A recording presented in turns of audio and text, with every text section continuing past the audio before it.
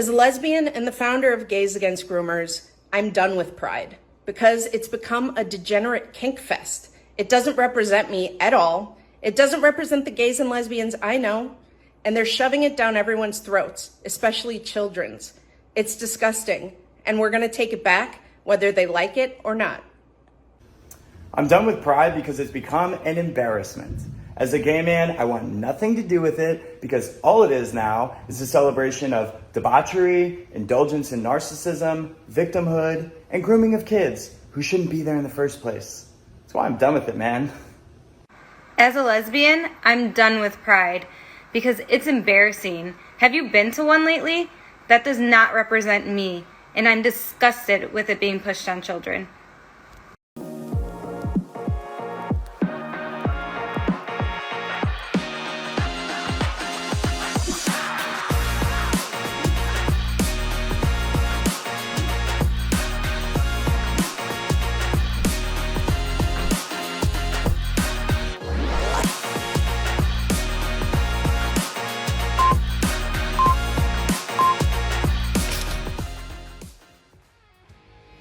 And what's up, Utah? Welcome back to We Are the People Radio. This is your host, Jason Preston, with, again, my beautiful bride. How we doing, baby? Excellent. Well, the last two shows, we both had a little bit of allergies and been a little under the weather. I was last week, and this week you are. But they keep trying to take us down. They keep trying, but we keep coming back. We don't stop, right? Exactly. Well, this one especially... this one we're very excited about. So there's someone who we've been following for the last 2 years. And I think probably all of if you're on social media, you're probably following the same account. And I'll just tell you, it's Gays Against Groomers. We've been a huge fan. The amount of good they have done in 2 years has been insane. And we've been trying to track down the president and founder of that, Jamiee Michell, for some time. And we finally got her, so we're pretty pumped because we're going to be able to introduce her here to the people here and the great people in the state of Utah and talk about Utah. But and also why it matters to Utah. Yes. Yeah. Of course, on the show we try to highlight the issues specific to Utah, but sometimes it's great to pull in national influencers because what's happening nationally may or may not be happening in our own backyards. Right. So before we jump in, please make sure you're following us on all of our socials, YouTube, Rumble, We Are the People Utah. Same thing with Instagram, We Are the People Utah. But the most important thing, go to our website, wearethepeople.org, and sign up for the newsletter. That way, when they take down our channels, we can still get out our content to you. So win, because they'll do it again. Yeah. And if you want to support us, you can also get our shirts or, go and get an energy drink, Patriot Punch. It is an awesome energy drink. And as we get closer to the 4th of July, we will be having some great blowout sales on Patriot powder. But get it now anyways. So anyways, thank you guys for all your support. Let's rock and roll. Why don't you introduce the one who needs no introduction? Sure. Well, we'll definitely want to hear your story from your mouth. But no stranger to being banned is, as Jason said, Jamiee Michell, the founder and president of Gays Against Groomers. So welcome to the show, Jamiee. Hi, guys. Thank you so much. I'm glad we were finally able to make this happen. Yeah. Absolutely. No, we honestly, we've had a few big, awesome people on the show, James Lindsay and Trevor Loudon, Michael Glover, Michael Yon, but I consider you right up there with, some of the top people there that, so we've been very excited to have you, especially in Utah. And we're going to get into the Utah stuff in a minute, but really what I'd love to do for our listeners who don't know maybe that much about you, Jamiee. See, I told you. It's a suggested name. Jamiee, would you mind just telling us a little bit about how you got started in this?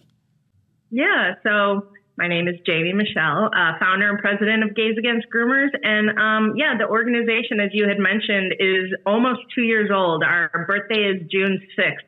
So basically the origin story, well, for me, prior to Gays Against Groomers, I was a political activist. I've kind of been in this scene, right-wing politics since, I want to say, 2017. It started by me getting frustrated posting about politics on Facebook and getting in fights all the time with my friends and family. I was like, I need my own space where, nobody really knows me and hounds me for all my views, because I was a Trump supporter, back at the time. And so I made an account called The Gay Who Strayed, basically to show that not all Trump supporters are straight white men, like that he had gay Trump, lesbian Trump supporters, and there were gay Trump supporters, and, every kind of person you can imagine, which there are. So that account grew pretty big, over 200,000 followers within a few years. And then,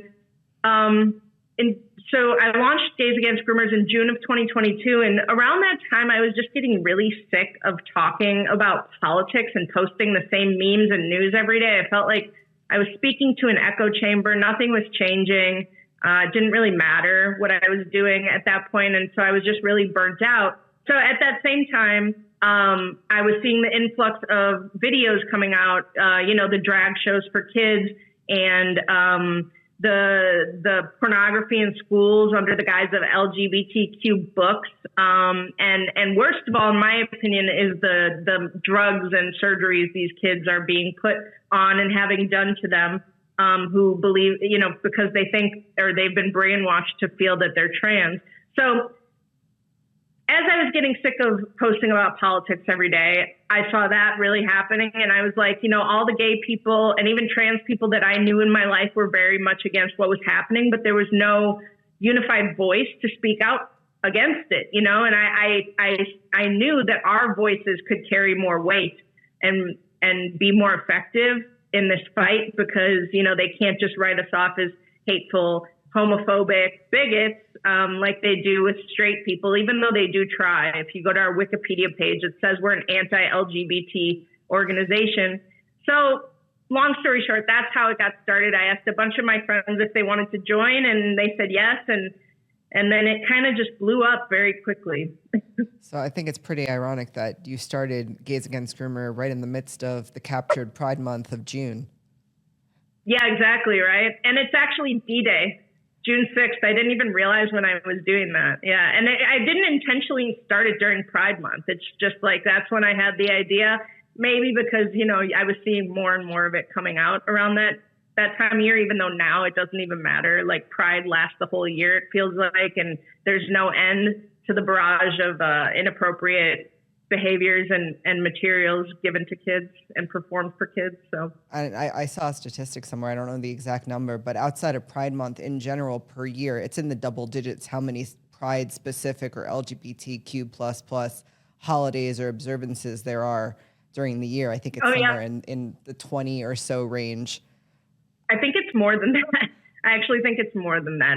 There's like over 140 calendar days that are dedicated to LGBTQ plus something or other. And it's just so overwhelming and ridiculous. Besides just the kid aspect, pushing this all on children, myself and everybody in Gays Against Groomers and every gay person I know in my life was so over Pride in general and just so sick of being associated with our community because it's just shoved down everyone's throats and it's all over the place nonstop. It's in every show. They have to insert it in every show. And, everywhere you look, it's gay, trans, something. And, that isn't what I ever wanted. I didn't want like some kind of supremacy in society. I just wanted equality, and we fought for that. And we got it back in 2015 federally. But, they had to find a new way to just stay a victim class in society because, winning your equal rights and going home, that doesn't pay the bills. So what do you think it is then? Why do you think that there's this, it feels like barrage of like this push from the LGBTQ, and I don't say community because it's corporations pushing it. It feels like I think they're even pushing it. We saw something in the World Economic Forum. They're talking about pushing it even out of there. Why is that? What do you? Because it seems like, yes, it's one thing that, yes, we believe in being loving to everybody and accepting everybody, but this feels different. I mean, what are your thoughts? Well, I always tell people that while there are people in our community that support this and want this pushed on kids and, this whole agenda, they're on board with it and they want it. It's the people that are crafting this agenda, like you brought up the World Economic Forum. There was a video that we shared on our Twitter X a few months ago. I think it was this woman was on stage at the conference, and she was speaking about the agenda, basically, how they're going to ramp it up, and it's going to start affecting everyone and be everywhere, and kids are going to get involved. And, the people that are crafting this agenda, they're not part of the community. Today, I'm really proud to sit on WEF's Power of Media Task Force, and GLAAD is a very proud partner of the Partnership for Global LGBTQI Equality, which is also known as PGLE. And PGLE was launched right here in 2019 and is a project of WEF and the UN Office of the High Commissioner for Human Rights. We work with the news, business, entertainment, faith leaders, sports, governments, and individual activists from around the globe to ensure and educate public people on LGBTQ issues and move policy forward. The IMF contends that an economy is more fragile and less resilient when it is not inclusive. This idea will become increasingly apparent because younger people are more open about being LGBTQI. In the US, the Gallup poll this year showed that over 20% of Gen Z are LGBT. CEOs and companies are extremely powerful. They matter a lot in every country in the world. And so when we are seeing things like we talked about, bills being passed that are targeting the most vulnerable people in our world, we were talking before, trans kids, we're talking teenagers, we're talking children who are 7, 8 years old. We need people in positions of power. We need CEOs, we need boards, we need executives, we need everyone in companies to say this is wrong, this is harmful, this is unethical, and we won't stand for it. We need people to say we're not going to do business with you. We are not going to put money into PACs that support people who are targeting children. We've been running studies ourselves that include the Q, and so it's LGBTQ, and we expand the age from 18 to 34, and you can see nearly 40% of Gen Zers identify as LGBTQ. This session captures the work of the World Economic Forum's Center for the New Economy and Society, prosperous, resilient, and equitable economies and societies that create opportunity for all.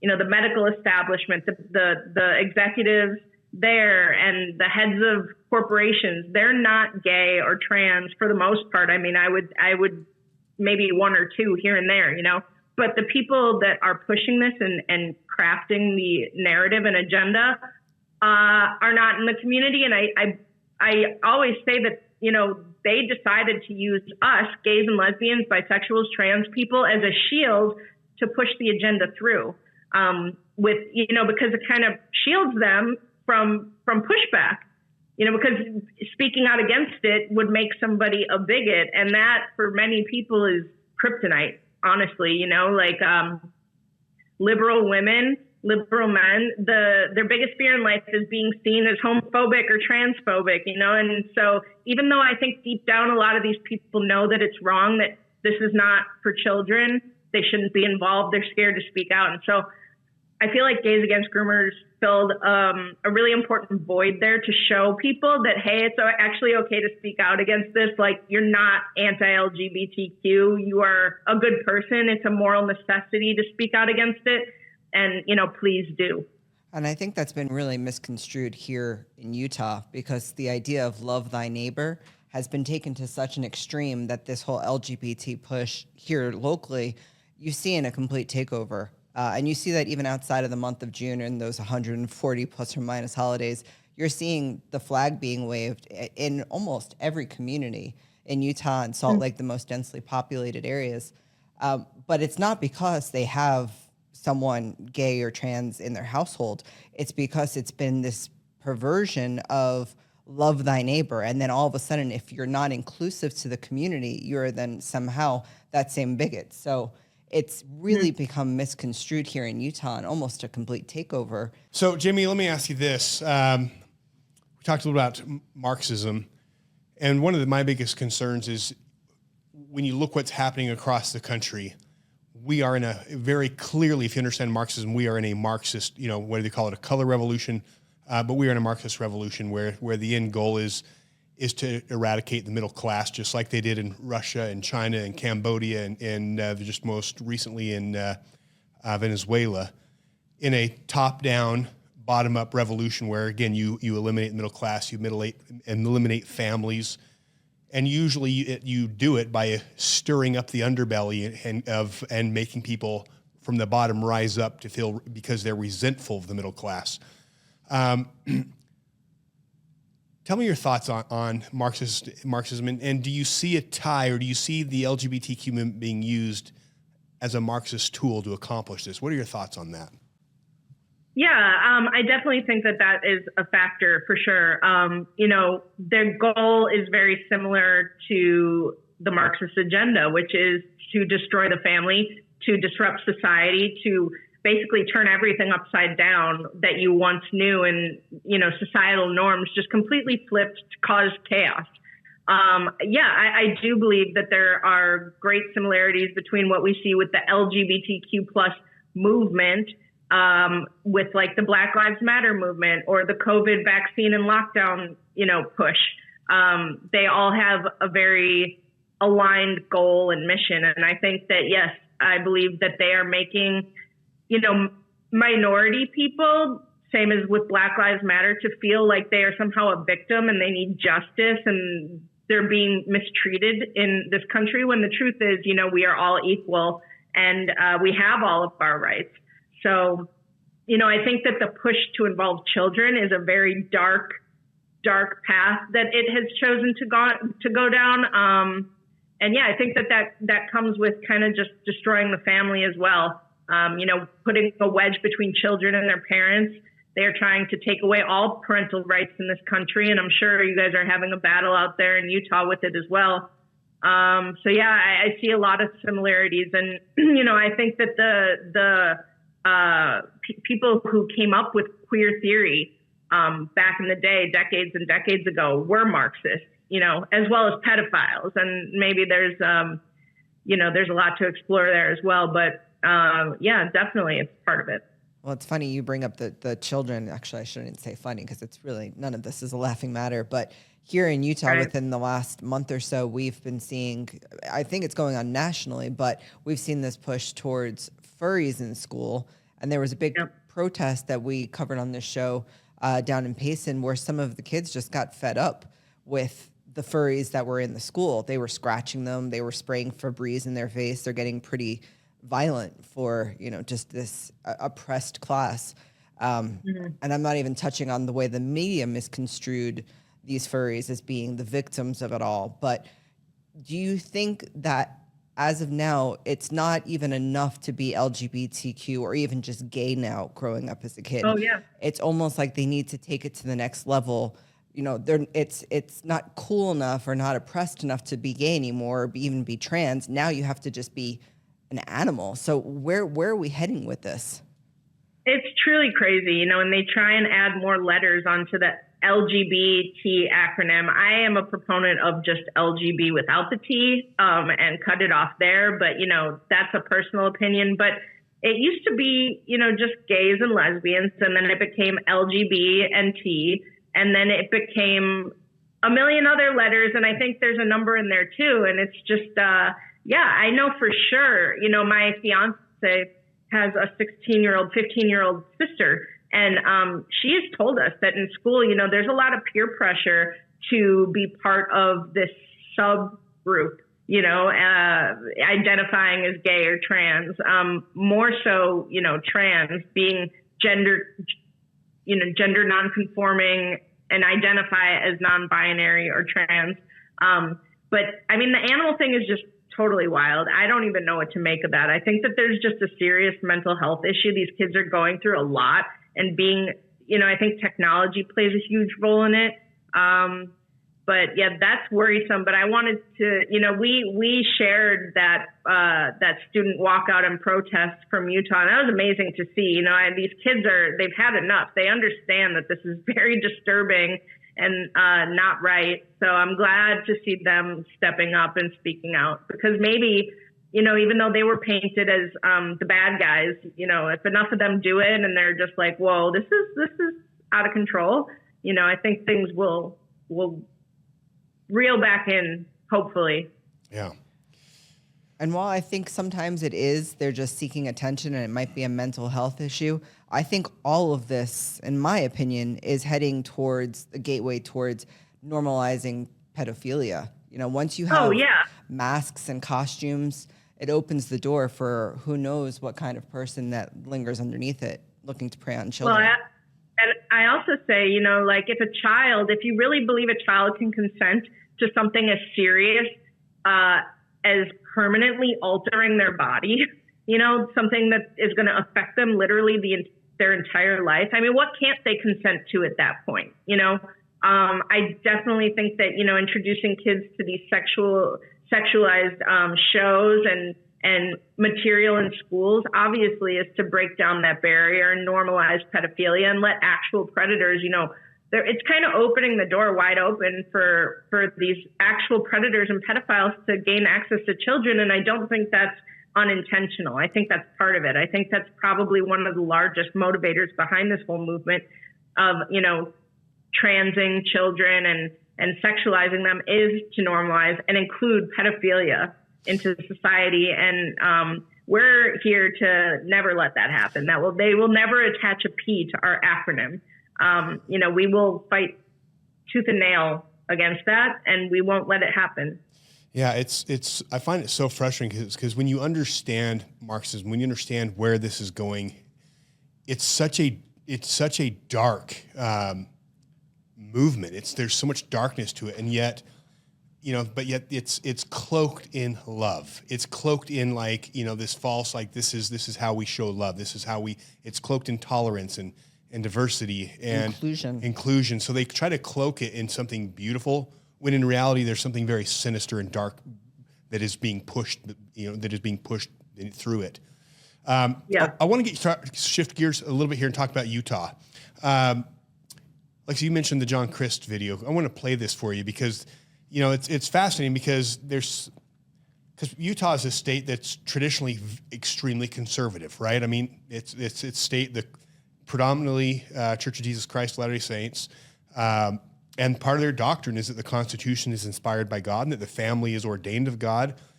And as a state, you would really not expect to see some of the things that are happening here.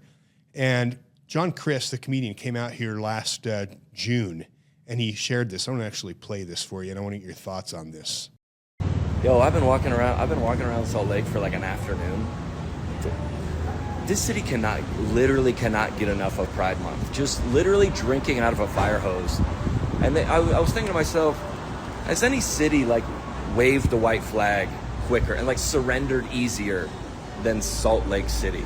Except for obviously PGA Tour surrendering to the Live Tour. Has anyone else given up without a fight quicker than Salt Lake? Used to be the capital of the LDS Church. Very values-based city, you know what I'm saying? You can't buy alcohol on Sundays. The alcohol you do buy has less alcoholic content. A lot of rules, and just the progressive movement came in and just immediately we're sorry, we didn't mean to offend anyone. Please do whatever you want. Take our city. Even Texas, they're like, hey, we want to wave the pride flag, and they're like, nah, we're good. We love you, but nah, I don't think so. Salt Lake City just gave up, dude. So it was interesting. He came out and said that, and my wife and I are from Florida. That's where we met, and it's interesting because early in Florida we were. Are you from Florida? Where are you from? No, I'm from Milwaukee, Wisconsin. Milwaukee. Well, it's crazy because we were down this last year in Miami, and we were hanging out down on Miracle Mile, which is a very touristy place. And we're like, have you noticed there's no pride flags anywhere? And literally we took a video because we were tripping out because this is Miami and there's none. Even Ben and Jerry's didn't have one. And then we come back to Utah and it's you go drive down the streets and it's out of control. And it's not just there. You go in these very suburban house neighborhoods and you see pride flags and trans flags everywhere. What are your thoughts on that? Do you have any thoughts on that? Yeah, I mean, it's interesting. I mean, it's so strange how it can take over so quickly. And I think that goes back to kind of what I was saying before, that people are so scared, clearly not even just liberals, right? People are just really scared of being seen as intolerant and being canceled, I guess. That's very strange to see it happening in a place like Utah, especially with, the faith out there and the church. It's very bewildering. I mean, what do you guys think? I have to really just think that people are scared of being seen as intolerant, or maybe there's just something more nefarious going on. Like the leaders out there, have this agenda. They're on board with it, and they're kind of trying to subvert the whole city. Well, I think we're dealing with an issue that's even bigger than that. I think when you take over a country, a state, whatever, the first thing you do is you capture their flag.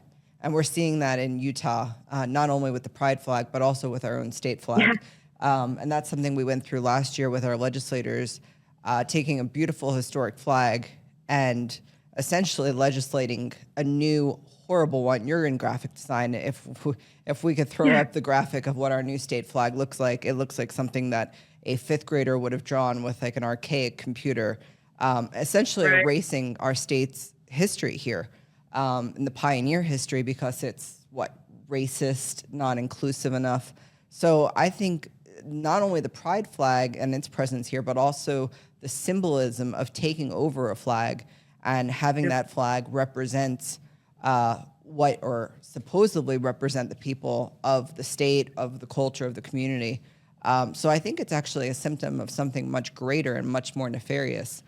There's even been conspiracies about, the six-pointed star that's on it, and not just here in Utah, but also other flags. You see in Minnesota, their new flag that was unveiled looks like the Somalia flag.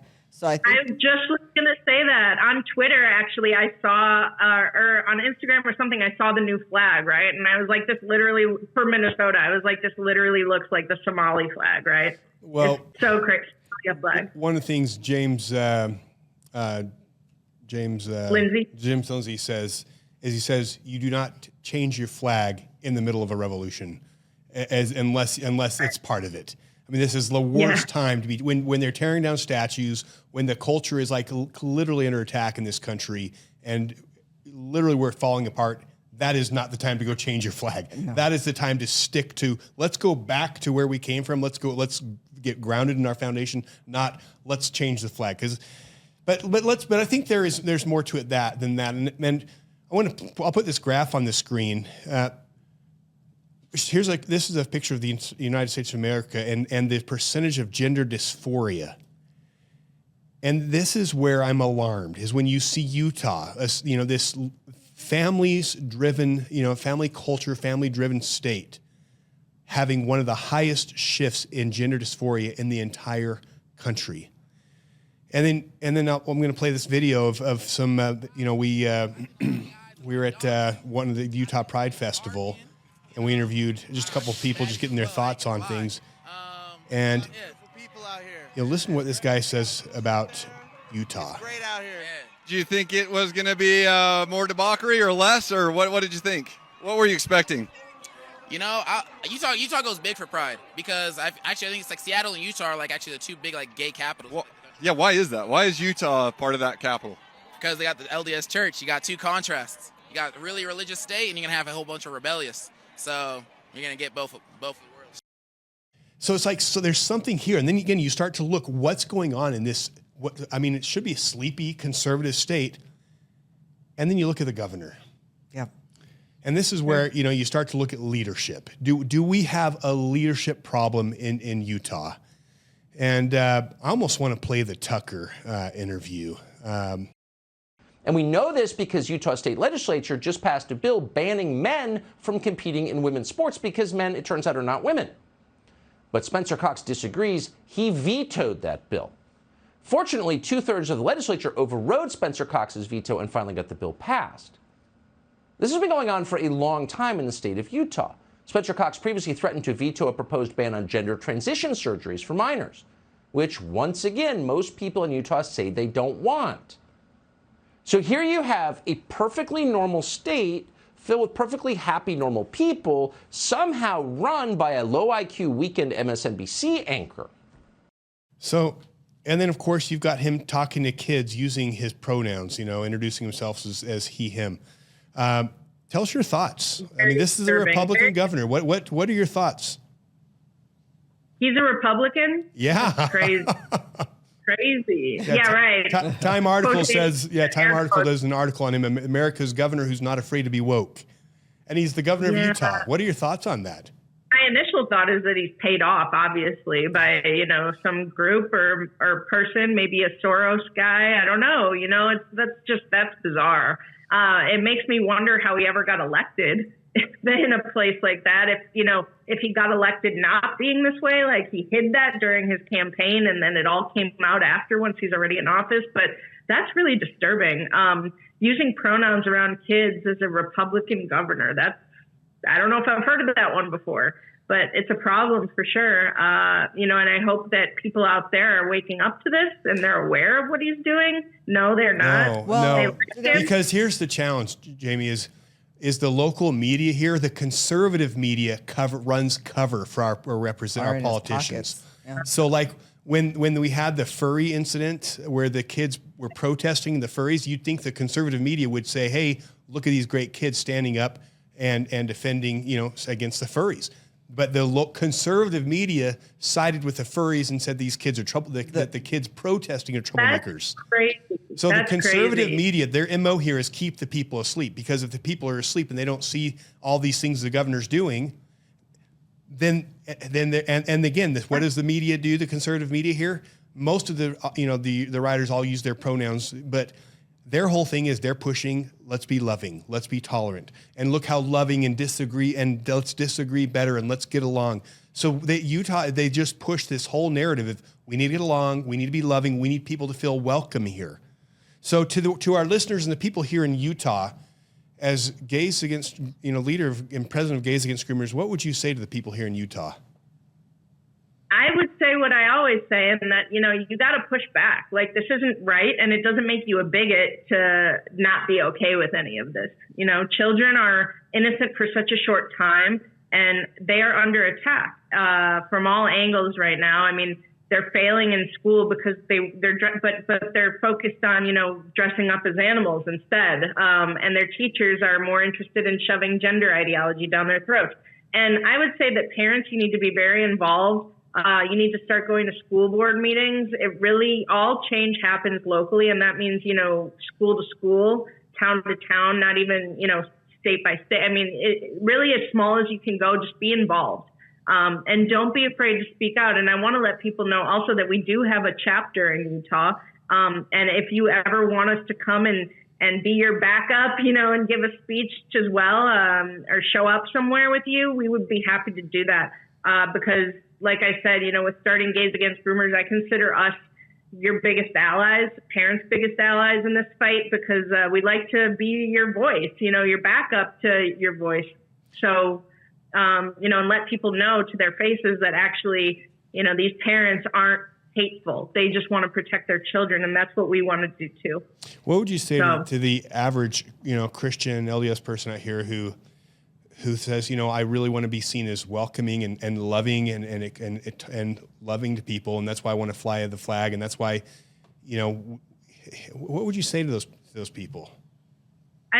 See, that's the thing. There's a lot of well-meaning people, that really just want to be nice people and get along and welcome everybody. But I think it's important to look beneath the surface here and understand that this isn't organic. This isn't about just being nice.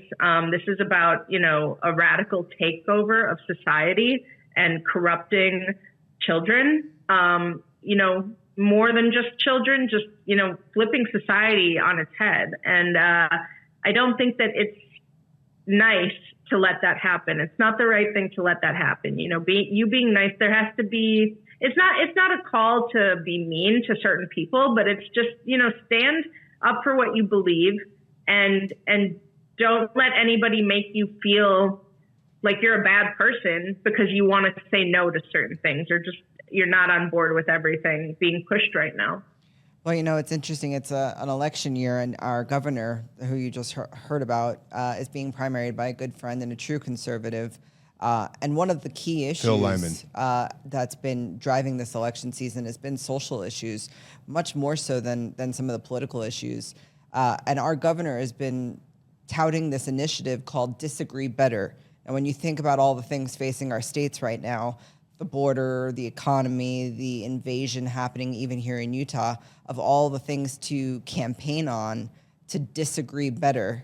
I think it's a really interesting, almost rebranding of DEI, if you actually want to talk about looking underneath the facade of it. So what would you say about some of these social issues taking precedence, especially over election seasons, over the political issues that really is what we should be focused on instead of all of this distraction and noise? I mean, that sounds like, what people are that push for a Marxist takeover, trying to make a society into a Marxist society or socialist society, is to focus on that, focus on injustice where it doesn't even exist, like make people into victims and say that the way we're living is wrong and nothing can progress. We can't focus on anything else until everybody has a fair shot and is treated the same. But the truth is that they already are.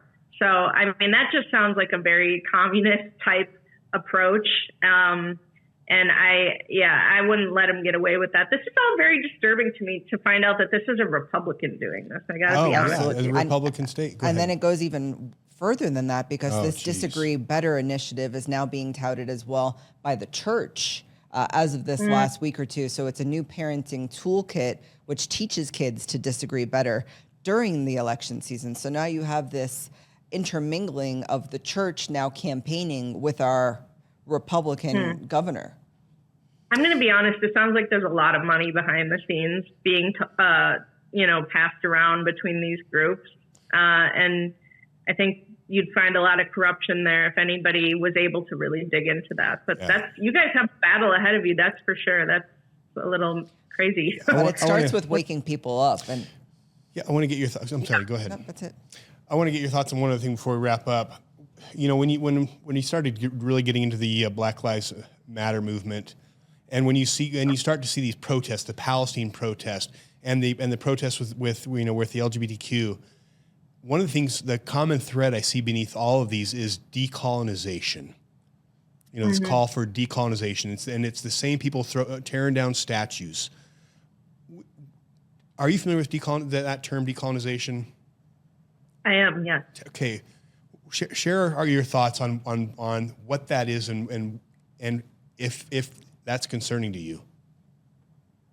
Well, decolonization to me, they call everybody that has ever set up a functioning society as colonizers, right?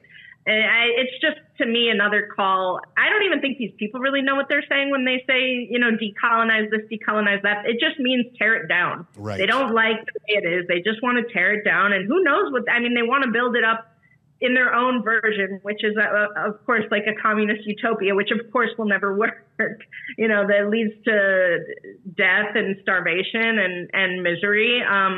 But these people are very much, they are sheep, essentially, right? Like they just believe what they're told and they don't question it and they don't know why they're doing it, but they believe that there is just some grave injustice happening in the country and around the world, like when the whole pro-Palestine thing going on. But it's all very much just about, the victors are bad, I guess, in some way, and things should be different. Everybody should be, it's not so much about equality, it's about equity, right? Like they always use that term equity.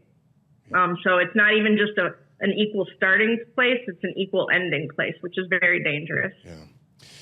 Well, I want to thank you for coming on. I think you are, the role you have been given, your mission, what you're doing in life and in this time period is absolutely crucial because you are bridging the gap. And I'll tell you, there's not a voice that this state needs more than a voice like yours, because especially a state that's been subverted. And James Lindsay has spent a lot of time here, and that's one of the things he talks about Utah's. He says this is the best example of a subverted state where our values have been subverted and used against us as weapons.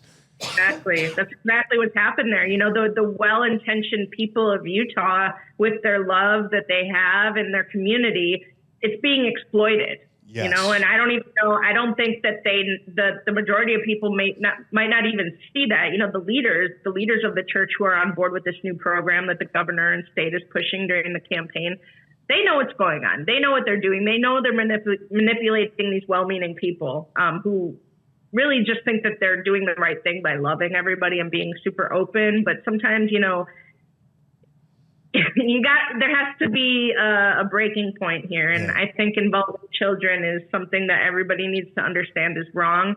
And yeah, we're glad to have a chapter out there finally. It took a while to get out there, but we have a solid group of members out there. And if any of your listeners would like to get involved or reach out to us, if you're part of the community, please feel free to join. You can go to gaysagainstgroomers.com/Utah and you can apply to join there, or you can reach out to our Utah chapter from that page as well. So, and if you'd like to support Gays Against Groomers, we are completely funded by our supporters. We have 0 big donors. You can do so at our website too, just gaysagainstgroomers.com. And, you know, every bit helps because we have we've made a lot of good progress. You know, Gays Against Groomers we've had a hand in getting gender affirming care, time for the air quotes again, banned in over 20 states in under 2 years. So we're making great progress, but there's a lot left to do. So, you know, I appreciate you letting me come on and talk to you guys and give my insight onto what might be going on there in Utah. Show us your shirt so we can see the whole shirt because it's. But, there we go. Yeah, so they can buy a shirt too, right? They can buy that off your website. Can, yes. We have tons of really cool designs. I design them all. I design everything as the graphic designer. But you can get there from our website too. Just go to gaysagainstgroomers.com, and there's lots of ways to support us and get involved, and we'd really appreciate all the help. And, you know, we'll be there for you. Like I said, anybody in Utah that needs us to come out, just contact the Utah chapter right from our site and we'll get there. Awesome. Alexia, what are your closing thoughts? No, a lot of this always sticks out to me is the children. And I think the children for a lot of people are the wake-up call for a lot of the parents and hopefully some of our viewers. During COVID, I think that was if the jab and the masks weren't enough for people to wake up, it was when they started coming for our kids. And when it comes to queering our kids or our kids turning to furries or whatever it might be, whatever the subversion tactic is at the time, I think this should be a huge wake-up call for parents or even just concerned citizens to see what the next generation is turning into. And while I think there's going to be a whole lot of jacked up kids, I also think there's going to be a whole lot of leaders coming out of it. But it starts with the parents.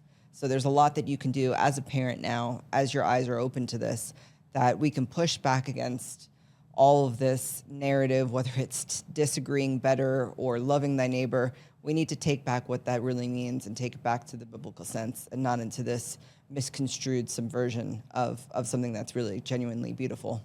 Yeah, well said, baby. Yeah. Well, I agree with that. You know, I just really appreciate you, Jamiee, because I really think especially Utah needs to hear what you said today. Because we are seeing gays being used as meat shields for a very dark agenda, and the dark agenda is as dark as what's going on they're doing with our kids. To me, what's even darker is that look, we all live like kings and queens. We have been blessed like no people in the history under this sun have ever lived as well as we live, and that is because of the principles and the truths that this country was founded upon. And right now, we are seeing those principles. There is a war against those principles, against the foundation of Western civilization. And this whole effort to upset society, to decolonize, to tear down our statues, to rewrite history, to paint a new narrative that it's a narrative of instead of every individual having the potential to become anything they're capable of, we are now being sold a bill of lies that your value lies in your gender or your sex or what group you belong to, and that's what defines you, and it's very dangerous. And I think too many people are not stopping to look beyond the colored rainbow and the colorful messaging of let's be a loving people, to look beyond into how sinister this really is and how dangerous it is. So, you know, to our listeners. You know, God bless you. And yes, Jamiee has hit the nail on the head is yes, love thy neighbor, love everyone like Christ. But this agenda has nothing to do with love. It actually has to do with hate and destroying the foundations of this country. And when a Marxist revolution goes through its cycle, there is nothing but misery, starvation, and death. And that is why I'm terrified. That is why we need to wake up. And this is why we have a governor that has to be stopped. This is why we have leadership in this state that has to be stopped. And it's not going to come. In fact, you hit the nail on the head. The same people funding this movement are funding our governor. You look at where he gets his money from, and he's got, how much money do we say in that one show he's getting from far left, some of these far left donors? That also fund Planned Parenthood. Yeah, so you've got the same people funding this and who are supporting our governor. So, to our listeners, I'm going to ask you, please share this, because especially if you have good friends out there who do care, who are loving people, who don't understand the difference between being a loving person and the dark, sinister nature of the LGBTQ, Black Lives Matter movement, these Marxist movements. So, because with enough people share, content, and I'll just wrap this up real quick, but you started 2 years ago, and you exploded, because I knew about you within, it felt like weeks of you launching Gays Against Groomers. How fast did that grow? Yeah, it's funny. I always thought we'd be lucky if we had 5,000 or 10,000 followers in a year, and basically within a month we had over 100,000, and it just grew from there. Right now we have close to 1 million. I was telling you before the show that 3 months after I launched the organization, I was on Tucker Carlson. And it was absolutely crazy. It was a total whirlwind. I was like, oh, maybe, 6 months to a year, we'll have 5,000 or 10,000 followers. Maybe a little blog will write about us. And it just blew up overnight. Honestly, we've been playing catch up ever since. I was not expecting that, but I think it goes to show how needed our voices from inside the community are to push back against this. And that's why, I say we are your greatest allies. We don't want this happening. Not only is it hurting children, but it's hurting us as well. I always say our mission is twofold. It's first and foremost to protect the children, but also to protect ourselves, because we just gained our equality, the same rights as every other American. That's all I wanted. That's all any of us in Gays Against Groomers wanted. And I think I speak for the majority of gays and lesbians in this country. I really do. But, society is starting to turn their back on us and look very unfavorably at us too, because all you see coming from the community is this attack on children and, cutting off children's body parts in the name of tolerance and inclusivity. And it's just totally insane. We aren't on board with any of it. And, if you care about gays and lesbians, if you want to do something right, push back against this agenda. That's how you can show you care. Because it's hurting us, and the discussion of gay marriage is back on the table, and I'm not sure where all of your listeners or even you stand, and that's okay. We can disagree on those things, but also still unite for the common cause of protecting children. But, for all these people that want to show that, they love everybody, you have to have limits to that, because it's a very dangerous path that we're on right now, and we have to reverse course. Awesome. Jamiee, thank you so much. You really, I believe the hand of God is all over you. You're doing a very important work. And, to our listeners, please support her. Go to her website, donate. I was talking to her, she doesn't do this full time. She still works a regular job. And she's doing incredible. And I'm like, man, so please support her, buy her merch. If you're here locally and you want to get involved, look up the local, tell us one more time the local chapter. It's just gaysagainstgroomers.com/Utah. Okay. Look them up. And if you go to that site, if you go to the Utah page on our website, the social media is there and the email, and you can apply right from the site if you're part of the community and want to join the team. Awesome. And then to our listeners, here's another person, regular person, just like us, regular people just saying, you know what, I'm going to do something. And she started her social media and look at the impact she's had. And what's within her is within you. So that's our call. And that is why they fear the principles of this Constitution, because the thing that these people fear is that the average nobody, the average person born wherever they're born, can become anything. And that's what we're fighting for, to protect that right, that the average anybody that grows up in the hoods can become the president of this country. There is no limit. And I will tell you, we need people like you to stand up and fight. We need warriors. This country, our values are under attack. And we need people who believe in these principles, like Jamiee, to get in the fight. And we know there's a lot of you guys who watch this. We appreciate the support you give us. We appreciate you deeply. And just know this, in the end, we know who wins. And all it comes down to is what role will you play in it. And I pray that you will have a significant role. So to our listeners, thank you guys. Oh, go ahead, Jamiee. Sorry, I just want to say on top of these points you made, that was beautiful. I love every word you said, but I want people to understand that courage really is contagious. You know, so many people, so many gays and lesbians have come out of the woodworks and thank us every day saying, oh my God, I can't believe I'm not the only one that felt this way, you know, like, so just start. It may be scary to put your foot out there and stand up for something that you really believe in and that you know is the right thing, but just do it and people will follow you and thank you for doing so. Awesome. So, and thank you to you guys for using your voices and platform to do just that. You know, it's very important. It's going to take all of us. There can be no bystanders in this fight right now. So I appreciate you guys being in it as you are. I love it. Well, let's first start by getting rid of that governor of ours. So help us. Luck. Yeah, let's get rid of him. And let's take the state back. Let's become more like Florida. Let's be a state that says, you know what, just like John Chris said, you know, you guys are welcome here. We love everybody, but the agenda, no. We don't need to hang that up. We don't need a promotion. We're not going to push it down people's throats. We're good. So let's do it, Utah. We sure love you. And God bless you guys. God bless America. And God bless Utah. Thank you, Jimmy.